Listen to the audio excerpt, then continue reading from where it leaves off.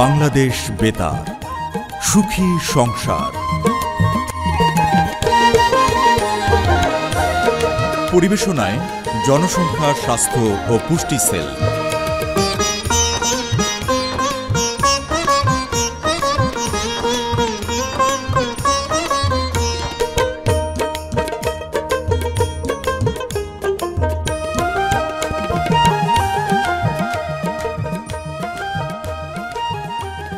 প্রিয় শ্রোতা বন্ধু, অনেক অনেক শুভেচ্ছা এবং ভালোবাসা জানিয়ে শুরু করছি আজকের সুখী সংসার অনুষ্ঠানের ডাকবাক্স পর্ব।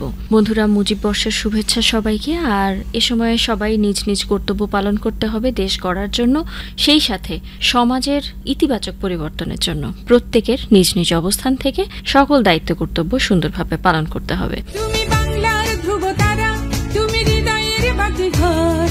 আকাশে বাতাসে বজ্র কণ্ঠ তোমার কণ্ঠস্বর, তুমি বাংলার ধ্রুবতারা, তুমি হৃদয়ের বাতিঘর। আকাশে বাতাসে বজ্র কণ্ঠ তোমার কণ্ঠস্বর, তোমার স্বপ্নে পথ চলে আজ চেতনায় মহিয়ান। মুজিব তোমার অমিত সাহসে জেগে আছে কোটি প্রাণ, তোমার স্বপ্নে পথ চলে আজ চেতনায় মহিয়ান। মুজিব তোমার অমিত সাহসে জেগে আছে কোটি প্রাণ, তুমি বাংলার ধ্রুবতারা, তুমি হৃদয়ের বাতিঘর। আকাশে বাতাসে বজ্র কণ্ঠ তোমার কণ্ঠস্বর। বন্ধুরা, আমরা বিদায় নেবার সময় সবসময় বলে যাই যে অনেক অনেক চিঠি চাই, অনেক অনেক মেল চাই, এবং আপনারাও সেই আহ্বানে সাড়া দিয়ে একেবারে জমজমাট করে তোলেন আমাদের এই আয়োজন। আজও আছি আমরা সবাই, আমি শাহিদা মঞ্জুরি এবং আমি তোফাজ্জল হোসেন। আর আপনাদের অনেক অনেক চিঠি যথারীতি চলে যাচ্ছে চিঠির কাছে। প্রথম চিঠিটি পাঠিয়েছেন আনিসুর রহমান, নওয়াবেকি, সাতক্ষীরা থেকে। নিয়মিত বন্ধু, অনেকদিন ধরেই চিঠি লিখছেন। তিনি বলছেন যে এই সেলের সকল পরিবেশনা শুনছি এবং জীবনের নানা ক্ষেত্রে যথার্থ নির্দেশনায় জ্ঞানগর্ভ তথ্য থেকে উপকৃত হচ্ছি। এমন অনেক অনেক সুন্দর কথা লিখে বলেছেন শেষে যে পারিবারিক সমৃদ্ধি ঘটানোই হলো এই সেলের মূল মন্ত্র এবং যথার্থই আমাদের জীবনে আশার আলো দেখাচ্ছে এবং এই সেলের সাথে সারা জীবন থাকার অঙ্গীকার রইল। আনিসুর রহমান, আপনি আপনার চিঠিতে আমাদের অনুষ্ঠানগুলো শুনে আপনি যে উপকৃত হন সেই কথাগুলোই জানিয়েছেন এবং সেই অনুযায়ী আপনি সুন্দর পরিবার গঠন করতে পেরেছেন, উপকৃত হচ্ছেন সেটা জানিয়েছেন।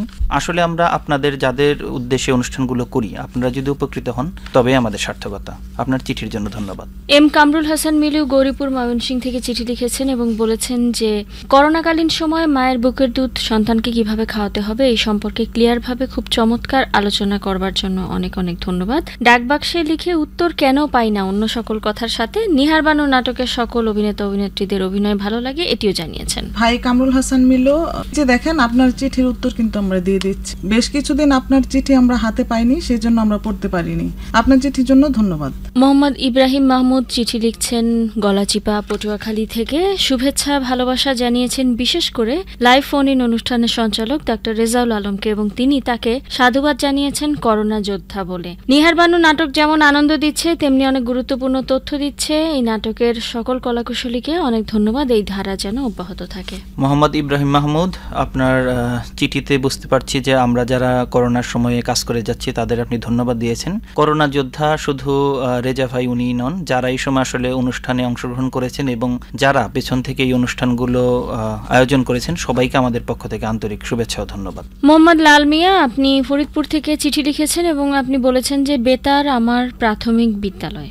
আর এই কথা দিয়ে শুরু করে বলেছেন এই সেলের অনুষ্ঠান আজ পর্যন্ত প্রতিদিনই শুনে আসছি। করোনাকালে বিশেষ করে যা কিছু বলা হয়েছে এই নাটক থেকে সবকিছু অনেক উপকারে এসছে, অনেক অজানা বিষয় জেনেছি। ধন্যবাদ সবাইকে। মোহাম্মদ লাল মিয়া, আপনাকেও ধন্যবাদ। আপনি আপনার মতামত চিঠিতে জানিয়েছেন। তবে এর সাথে আপনি আর কি অনুষ্ঠান শুনতে চান, নাটকের আগামী পর্বগুলোতে কোন কোন বিষয় নিয়ে আসলে আপনি উপকৃত হবেন সেটাও লিখে পাঠান। মোহাম্মদ মিজানুর রহমান মনিরামপুর যশোর থেকে লিখেছেন, আপনিও বলেছেন যে স্কুল থেকে বইয়ের মাধ্যমে শিখেছি অনেক কিছু আর বেতার থেকে জেনেছি অনেক বিশেষ কিছু। বিশেষ করে এই সেল থেকে সচেতনতামূলক অনেক তথ্য জেনেছি যা কিনা আমার জীবনে অনেক কাজে আসছে। বিশেষ করে বিয়ের পরে অনেক বেশি করে আমি কাজে লাগাতে পারছি। এই সেলের প্রতিটা অনুষ্ঠান আমাকে অনেক উপকৃত করেছে, তাই কৃতজ্ঞতা এবং ধন্যবাদ। ধন্যবাদ। মোহাম্মদ মিজানুর রহমান মিজান, আপনি বলেছেন যে বিয়ের পরে আপনার জীবনে আমাদের এই পরামর্শগুলো অনেক কাজে লেগেছে। শুধু তাই নয়, শুধু শিশু কিশোর থেকে শুরু করে কৈশোরকালীন সময়েও কিন্তু আমরা অনেক কথা বলে থাকি, অনেক পরামর্শ দিয়ে থাকি, যেগুলো আসলে জীবনের জন্য অনেক কাজে লাগে। সুতরাং আমাদের সাথেই থাকুন এবং আপনার আশেপাশে যারা আছেন তাদেরকে আমাদের অনুষ্ঠান শুনতে বলুন। আপনার চিঠির জন্য ধন্যবাদ। পাবনা থেকে মোহাম্মদ রমজান আলী, যিনি একজন প্রবীণ শ্রোতা, বয়স 71 বছর, বলেছেন এই বয়সে নামাজ কালাম পড়ার একমাত্র সঙ্গী বেতার যন্ত্র। এই সেল থেকে প্রচারিত অনুষ্ঠানগুলি ভালো লাগে আর নিয়মিত শুনে থাকি। সচেতনতামূলক অনুষ্ঠান প্রচার হয় এই সেল থেকে। ধন্যবাদ কর্তৃপক্ষকে সুন্দর অনুষ্ঠান প্রচারের জন্য। ভাই মোহাম্মদ রমজান আলী, আপনি এই বয়সে এসেও আমাদের বেতারের সাথে আছেন শুনে আমাদের ভালো লাগছে। আপনি নিয়মিত আমাদের অনুষ্ঠান শুনতে থাকুন। আপনার চিঠির জন্য ধন্যবাদ। মোহাম্মদ শামসুল আলম, কায়েতপাড়া, পঞ্চগড় থেকে আপনার সেই বর্ণিল চিঠি যথারীতি এবং 3টি চিঠি পেয়েছি। একটিতে আপনি বলেছেন সুখী সংসার অনুষ্ঠানে মাননীয় প্রধানমন্ত্রী শেখ হাসিনার অবদান শীর্ষক দীর্ঘ আলোচনা শুনে আপনি তথ্য জানতে পেরেছেন এবং সেজন্য চমৎকার অনুষ্ঠান উপহার দেওয়ার জন্য ধন্যবাদ জানিয়েছেন। আরেকটি চিঠিতে আপনি ডাকবাক্স অনুষ্ঠানে মাঝে মধ্যে শ্রদ্ধেয় পরিচালক আমানুল্লাহ মাসুদ হাসান স্যারের উপস্থিতি কামনা করেছেন। আরেকটিতে আপনি সব অনুষ্ঠান শুনছেন, নিহার বানু, তারণ্যকণ্ঠ, আপনি কেমন আছেন, ডাকবাক্স, জীবনের গল্প, বেতার কার্টুন সবকিছু শুনে ভালো লাগছে এবং সেজন্য সকলকে ধন্যবাদ জানিয়েছেন। মোহাম্মদ শামসুল আলম, আপনি আমাদের সেলের সব অনুষ্ঠান শুনে আমরা খুব খুশি হয়েছি। হ্যাঁ, আপনারা যদি উপকৃত হন আমাদের অনুষ্ঠান শুনে, আমরা সার্থক হই। আপনি যে আলোচনার কথা বলেছেন, হ্যাঁ, মাননীয় প্রধানমন্ত্রী বাংলাদেশকে সোনার বাংলা হিসেবে গড়ার জন্য প্রতিটি ক্ষেত্রে চেষ্টা করে যাচ্ছেন। আপনি নিয়মিত আমাদের অনুষ্ঠান শুনতে থাকুন। আপনার চিঠির জন্য ধন্যবাদ।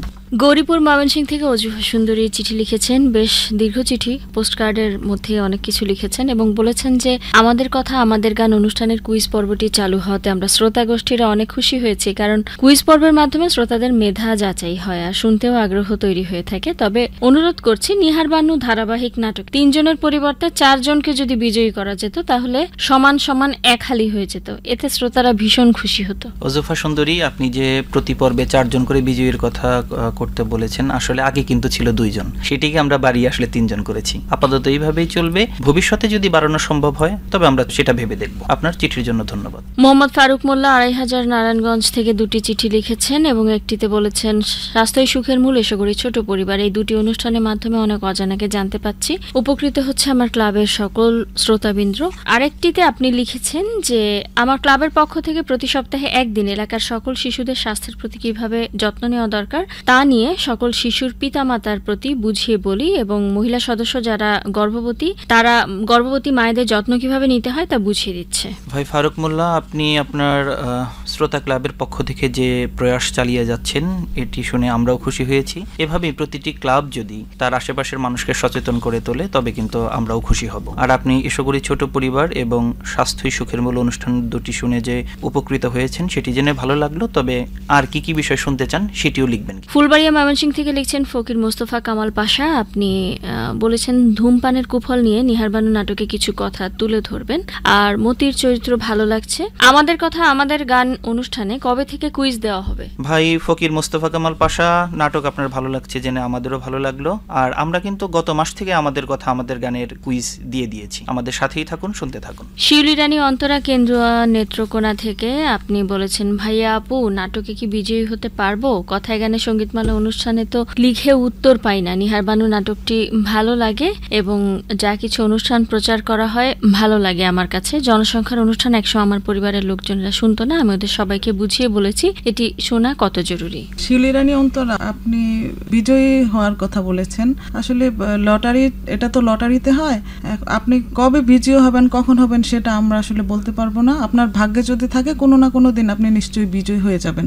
কথায় গানে সঙ্গীতমালায় যে চিঠির ব্যাপারে বলেছেন আপনার চিঠি পড়া হয় না, আমি ওই অনুষ্ঠানের গ্রন্থনাকারীকে জানিয়ে দেব, বিষয়টা উনি দেখবেন আশা করি। মোহাম্মদ শাহ আলম তালুকদার, পরমহল, ঝালকাঠি থেকে দীর্ঘ চিঠি লিখেছেন। আপনার চিঠির প্রতিটি লাইন, প্রতিটি শব্দ আমাদের কাছে অনেক ভালো লেগেছে, আমরা পড়েছি। কিন্তু সময় সংক্ষেপের কারণে এত বড় চিঠিতে আসলে প্রচার করা সম্ভব নয়। তবে বিশেষ করে আপনি নিহার বানু নাটকের ফুপু চরিত্রকে যেভাবে তুলে ধরা হয়েছে সেই বিষয়টি নিয়ে আপনি প্রশংসা করেছেন যে এভাবে করে এই চরিত্রগুলোকে ব্যাখ্যা করলে ধীরে ধীরে সবাই বুঝতে পারবে যে এগুলো আসলে মঙ্গলজনক নয়। আর শেষে আপনি ছন্দ লিখেছেন, ছন্দটুকু পড়ছি। বেতার তুমি ছিলে না যখন এহেন ভুবনে, তোমার কৃতিত্বের কথা মানুষ জানিবে কেমনে, ধীরে ধীরে যখন তুমি সামনে দিলে পারি, নিত্য নতুন সফলতা বাড়ছে বাড়ি বাড়ি, এ ভুবনে মানুষ এখন নেই কো কভু বোকা, তোমার ধারায় মোদের এখন হয়েছে অনেক শেখা। মোহাম্মদ শাহ আলম তালুকদার, আপনার দীর্ঘ চিঠি আমরা পড়েছি, আমাদের ভালো লেগেছে, যেটি আরিয়া নিয়ে একটু আগে বলেছে। তবে আপনি যেভাবে আমাদের একটি নাটকের চরিত্রকে বিশ্লেষণ করায় আপনার ভালো লেগেছে, আপনার এই ভালো লাগার কথা আমরা নাট্যকারকে জানিয়ে দিলাম। প্রিয় শ্রোতা বন্ধু, আপনারা শুনছেন সুখী সংসার অনুষ্ঠানের ডাকবাক্স পর্ব, প্রচারিত হচ্ছে জনসংখ্যা স্বাস্থ্য ও পুষ্টি সেল, বাংলাদেশ বেতার, ঢাকা থেকে। বন্ধুরা, এরপরে আমরা মেইলে যাব। এতক্ষণ চিঠি পড়ছিলাম, তবে এই মুহূর্তে জানিয়ে দেবো আমাদের কাছে চিঠি লেখার ঠিকানা। ডাকবাক্স, প্রযত্নে পরিচালক, জনসংখ্যা স্বাস্থ্য ও পুষ্টি সেল, বাংলাদেশ বেতার, শেরেবাংলা নগর, ঢাকা ১২০৭। আর যারা আমাদের সাথে ইমেলে সংযুক্ত হতে চান তাদের জন্য বলছি বেতার PHNC1207@gmail.com। খালেকুল ইসলাম তাসিন, নাগরপুর, টাঙ্গাইল থেকে আপনার 2টি মেল আমরা পেয়েছি। একটিতে আপনি বলেছেন যে 2000 সাল থেকে আপনি শুনছেন ডাকবাক্সে, এই প্রথম আপনি লিখেছেন। আরেকটি মেলে আপনি লিখেছেন যে এখান থেকে যা কিছু তথ্য আপনি শিখেছেন বা জেনেছেন সেগুলো অনুযায়ী জীবন চালানোর চেষ্টা করছেন, এবং 2 বছর হলো আপনি সংসারী হয়েছেন এবং আপনি পরিকল্পনা করেছেন যে সর্বোচ্চ 2টি সন্তান নেবেন। সাতকাহন নাটকের পর নিহার বানু নাটকেও প্রথম থেকে লিখে আসছেন, কিন্তু এখনো বিজয়ী হতে পারেননি। ভাই, আপনি ধৈর্য ধরে আমাদের লিখতে থাকুন, একটি সময় হয়তোবা আপনি আমাদের অনুষ্ঠানে বিজয়ী হয়ে যাবেন, সেই পর্যন্ত আপনি অপেক্ষা করুন। শিকদার ইসাক আলী, আশুগঞ্জ, ব্রাহ্মণবাড়িয়ার বন্ধু। আগে তো নিয়মিতই চিঠি পেতাম, এখন মেলেও তাকে পেয়ে যাচ্ছি। বিগত 2000 সালে জনসংখ্যা স্বাস্থ্য ও পুষ্টি সেলের সাথে সংযুক্ত হয়েছিলাম।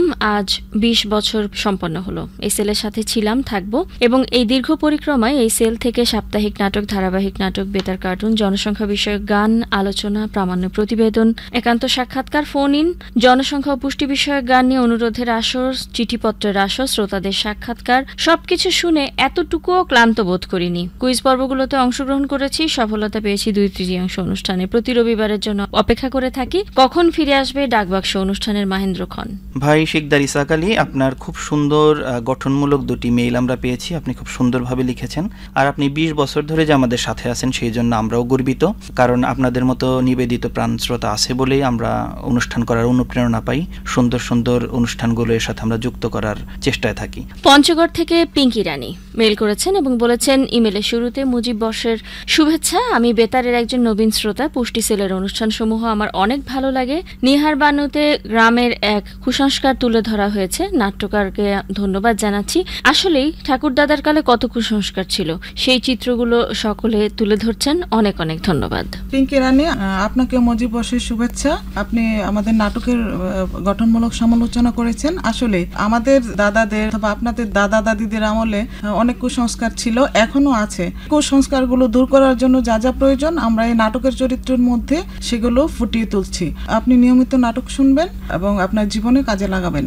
আপনার মেলের জন্য ধন্যবাদ। আব্দুল হান্নান, দক্ষিণ লালপুর, নাটোর থেকে আমাদের নিয়মিত বন্ধু, শ্রদ্ধাপূর্ণ সালাম জানিয়ে বলেছেন, এই সেলের অনুষ্ঠান সম্পর্কে মন্তব্য করা তেমন কিছুই থাকার কথা নয়, কারণ দীর্ঘদিন যাবৎ নিয়মিত শুনে আসছি। উক্ত সেলকে আমার গৃহশিক্ষক বলে মনে হয় যে সেটিও কম বলা হবে। কি নেই এই সেলে, প্রতিনিয়ত শিক্ষার অথই সাগরে ভাসি আমরা। এমন অনুষ্ঠান হতে আর কোনো কিছুই আশা করি না আমি। পুরস্কার বা শ্রেষ্ঠ লেখক হওয়ার দুঃসাহস আমি দেখাতে চাই না, কারণ এই সেল যে শিক্ষা দিচ্ছে তার কাছে পুরস্কারগুলো অতি নগণ্য। ভাই আব্দুল হান্নান, আপনার এই অনুভূতিকে আমরা শ্রদ্ধা জানাই। আসলে শুধুমাত্র পুরস্কার বিজয়ী হওয়া অথবা শ্রেষ্ঠ পত্রলেখক হওয়ার জন্যই আপনারা যে লেখেন, এটা অন্তত আমি বিশ্বাস করি না। আমি এটা বিশ্বাস করি যে আপনারা লেখেন এই জন্যই যাতে আমরা অনুষ্ঠানগুলোকে কিভাবে আরো সুন্দর করতে পারি, কোন অনুষ্ঠানগুলো আপনাদের কাজে লেগেছে, কোন জায়গাগুলোতে আমাদের ত্রুটি ছিল সেগুলো আপনারা ধরিয়ে দেন। আপনার মেলের জন্য ধন্যবাদ। বন্ধুরা, যেহেতু একটু একটু করে আমরা এগিয়ে যাচ্ছি অনুষ্ঠানের শেষের দিকে, সুতরাং আজ বলেই দিতে হবে সেই বন্ধুর নামটি যার চিঠি আমরা সপ্তাহের সেরা চিঠি হিসেবে নির্বাচন করেছি। সেটি আমরা মেল থেকে নিয়েছি। Mohammad Azharul Islam Tamim, light of knowledge radio listeners club, গ্রাম পশ্চিম জিনারাই, পোস্ট 1400, থানা ও জেলা কিশোরগঞ্জ। ভাই মোহাম্মদ আজহারুল ইসলাম তামিম, আপনি সপ্তাহের সেরা চিঠির লেখক নির্বাচিত হয়, আপনাকে প্রাণ ঢালা অভিনন্দন জানাচ্ছি। আমরা চিঠি থেকে একটু শুনি। বাংলাদেশ বেতার একটি গণমাধ্যম কেন্দ্রের নাম। বাংলাদেশের মুক্তিযুদ্ধের সময় যার ভূমিকা ছিল অপরিসীম। স্বাধীনতার ঘোষণাও জনগণের কাছে এসেছে এই বেতারের মাধ্যমে। বেতার শুধু বিনোদনের মাধ্যম নয়, শিক্ষার মাধ্যমও বটে। আবার বেতার শুধু শিক্ষার মাধ্যম নয়, সচেতনতার ও উৎসাহের মাধ্যম। গ্রামগঞ্জে প্রত্যন্ত অঞ্চলে রেডিওর প্রচলন অত্যন্ত বেশি। এছাড়া বেতারকে জনগণের কাছে পৌঁছতে সরকার অনেকগুলো আঞ্চলিক কেন্দ্র স্থাপন করেছে। বিদ্যুৎবিহীন এলাকায় বেতারের গুরুত্ব অনেক বেশি। আবহাওয়ার খবরের জন্য নদীমাতৃক এলাকায় একমাত্র সম্বল হলো বেতার। অনলাইন ও টেলিভিশনের যুগে বেতারই একমাত্র মাধ্যম যেখানে শুধু শ্রবণেন্দ্রিয়ের ব্যবহার করতে হয়, অন্য কোনো কিছুর দরকার হয় না। ফলে এর বিশেষ গুরুত্ব আছে, যা মানুষের কল্পনা শক্তি বিকাশে সহায়তা করতে পারে। এফএম রেডিও আসার পর বেতার নিয়ে নতুন উৎসাহ সৃষ্টি হয়েছে, কিন্তু ইন্টারনেট বিস্তারের পর তা আবারও তিথিয়ে গেছে। এই মাধ্যমটি আমাদের জীবন থেকে হারিয়ে না যাক, এটি প্রত্যাশা। উপরের সব কথাগুলো আমার জীবনের অভিজ্ঞতা থেকে লিখলাম। ভাই, আপনি আপনার মেইলে বাংলাদেশ বেতার সহ সমস্ত বেতারগুলো যেভাবে কাজ করে সেই কথা আপনি বলেছেন, কিন্তু একটি বিষয় আমি একটু দ্বিমত করব, সেটি হচ্ছে অনলাইন আসার ফলেই যে বেতারের উপযোগিতা কমে গেছে তা কিন্তু নয়। বরঞ্চ এখন যেটা হয়েছে, বেতারের অনুষ্ঠানগুলো কিন্তু আমরা অনলাইন ব্যবহার করে কিভাবে আপনাদের কাছে পৌঁছে দেওয়া যায় সেটিরও কিন্তু ব্যবস্থা হয়েছে। কারণ আপনারা কিন্তু বাংলাদেশ বেতার ওয়েবসাইট থেকেও রেডিও শুনতে পারেন। এছাড়াও ফেসবুক পেজেও কিন্তু আমরা অনুষ্ঠানগুলো আপলোড করে আপনাদের কাছে খুব সহজেই পৌঁছে যেতে পারি। আশা করি আপনারা এই অনলাইন তথা এই তথ্য প্রযুক্তির সহায়তা নিয়ে আমাদের বেতারের সাথে আরো ঘনিষ্ঠ হবেন। সুনামগঞ্জ থেকে মোহাম্মদ শাহিদুর রহমান প্রাণছোঁয়া শুভেচ্ছা দিয়েছেন আর বলেছেন, নিহার বানু নাটক যত শুনছি ততই মুগ্ধ হচ্ছি। নিহারের ভূমিকা অসাধারণ, তবে বাবু ভাইয়ের কণ্ঠ সামান্য বয়স্ক লাগছে। ফুফুর চরিত্র গ্রাম বাংলার প্রতিটি সংসারের এক প্রতিচ্ছবি। ফুপুর অভিনয় দারুণ হয়েছে, আর প্রতিটি পর্ব শুনে মনে হচ্ছে সামনে কঠিন সময় আসছে নিহারের। দেখি শেষ পর্যন্ত কি হয়। নিহার বানু থেকে আরো বেশি সচেতনতামূলক বার্তা পাওয়ার অপেক্ষায় রইলাম। রচয়িতা শাহ আলমগীর, প্রযোজক আবু নওশর সহ সংশ্লিষ্ট সবাইকে আমার শুভেচ্ছা। মোহাম্মদ শাহিদুর রহমান, আপনি সবসময় গঠনমূলক চিঠি লেখেন। আপনার চিঠিগুলো হয় সবসময় সুন্দর এবং তথ্যবহুল। এবারও তার ব্যতিক্রম নয়। তবে একটি বিষয়, যে বাবু ভাইয়ের কণ্ঠের যে বিষয়টি বলেছেন, এখানে কিন্তু বাবু ভাই প্রথমত এসেছে একটি মেয়ের বাবা হিসেবে, এবং তারপরে এটি ফ্ল্যাশব্যাকে চলে গিয়েছে সে যখন বিয়ে করেছিল সেই সময়টা। অতএব তার যে আসলে মূল চরিত্রটা, বাবার যে চরিত্রটা, যেহেতু একই ব্যক্তি ওইখানে দুটো ভূমিকা অভিনয় করেছে, সুতরাং তার কণ্ঠটা একটু বয়স্ক হবে, সেটাই স্বাভাবিক। আশা করি বুঝতে পেরেছেন। জানি না আমার প্রতি কেন এতটা অবহেলা। অনেক কষ্টে মানুষকে দিয়ে বলে বলে ইমেল করাই আমি, অথচ তা ডাক বাক্সে না পড়ে বাতিল বাক্সে রাখা হয়। আজ ইমেলটি পড়া না হলে আর কোনোদিন লিখবো না ডাক বাক্সে। দৃষ্টি প্রতিবন্ধী শ্রোতা মোহাম্মদ নুরুদ্দিন খান, ঈশ্বরদী, পাবনা থেকে। দীর্ঘ মেল করেছেন আপনি। মূলত সময়ের স্বল্পতার কারণে আমরা শুধু প্রচার করি না, কিন্তু আপনার মেলের প্রতিটি লাইন শুরু করেছেন যেখান থেকে আমার বয়স মাত্র 4 বছর, সেখান থেকে শুরু করে একদম শেষে যে দৃষ্টিহীন জীবনের আলোকবর্তিকা এবং আপনার বড় ছেলেকে বিয়ে করিয়েছেন, তার দাম্পত্য জীবনের সাফল্য, সবকিছু নিয়ে, এবং ডাকবাক্সে আপনি এই লেখাটি শেষ করেছেন একটি কবিতা দিয়ে। প্রতিটি লাইন আমরা পড়েছি, শুধু প্রচার করতে পারিনি সময়ের অপেক্ষায়। আপনাকে অবহেলা করার কোনো প্রশ্নই ওঠে না। হ্যাঁ ভাই, আপনি ঠিকই বলেছেন। আপনি আমাদের খুবই নিয়মিত একজন শ্রোতা এবং আপনি নিয়মিত আমাদের কাছে মেইল করেন, কিন্তু এইবারের মেইলটা আপনার এতই বড় যে এই মেইলটা পড়তে গেলেও 5 মিনিট লাগবে। দেখুন, এত স্বল্প সময়ের একটি অনুষ্ঠানে এত বড় মেইল পড়াটা কিন্তু অনেক কঠিন, কিন্তু আপনার প্রত্যেকটি কথা আমরা মনোযোগ সহকারে পড়েছি। বন্ধুরা, এবারে বলবো বিদায়ের কথা। সকলে সুস্থ এবং সুন্দর থাকবেন, সচেতনতার নিয়ম মেনে চলবেন। শ্রোতা বন্ধুরা, যাবার আগে একটি বিষয় আপনাদের কাছে আবেদন রাখতে চাই, সেটি হলো হয়তো আপনাদের ঘরে কোনো গর্ভবতী মা অথবা বোন রয়েছে। আপনারা হয়তোবা তার খাবারের বিষয়ে অনেক সময় খোঁজ রাখেন, কিন্তু তার মানসিক ব্যাপারটা কি কখনো খেয়াল করেন? আমরা এমন কোনো আচরণ করছি না তো যে সে কষ্ট পাচ্ছে অথবা কোনো মানসিক চাপে রয়েছে? আসলে বাড়তি খাবার দেওয়ার সাথে সাথে তার মানসিক দিকটিও কিন্তু দেখতে হবে। এমন কোনো আচরণ করা যাবে না যাতে গর্ভবতী মা কষ্ট পান, মানসিক চাপে থাকেন। তাহলে কিন্তু সেই শিশুটির বিকাশও কিন্তু যথাযথভাবে হবে না। সুতরাং সুস্থ সবল সুন্দর শিশুর জন্য খাবার এবং মানসিক দিক দুটোই কিন্তু দেখতে হবে। বন্ধুরা, মানসিক স্বাস্থ্য অনেকখানি গুরুত্বপূর্ণ বিষয় এবং সেটি অবশ্যই প্রত্যেককে খেয়াল রাখতে হবে। নারী পুরুষ নির্বিশেষে মানবিক ভালোবাসায় আমরা প্রত্যেকে যেন নিরাপদ, সুন্দর, সহজ জীবনযাপন করতে পারি। সুস্থতা এবং সুন্দর থাকা সকলের জন্য সমানভাবে প্রত্যাশিত। অনুষ্ঠান উপস্থাপনায় ছিলাম আমি লায়লা আরিয়ানী হোসেন, শব্দগ্রহণ ও সম্পাদনায় মোহাম্মদ কামরুল হাসান। অনুষ্ঠানটি প্রযোজনা করেছেন তোফাজ্জল হোসেন। সুখী সংসার অনুষ্ঠানটি শেষ হলো। পরিবেশনায় জনসংখ্যা, স্বাস্থ্য ও পুষ্টি সেল।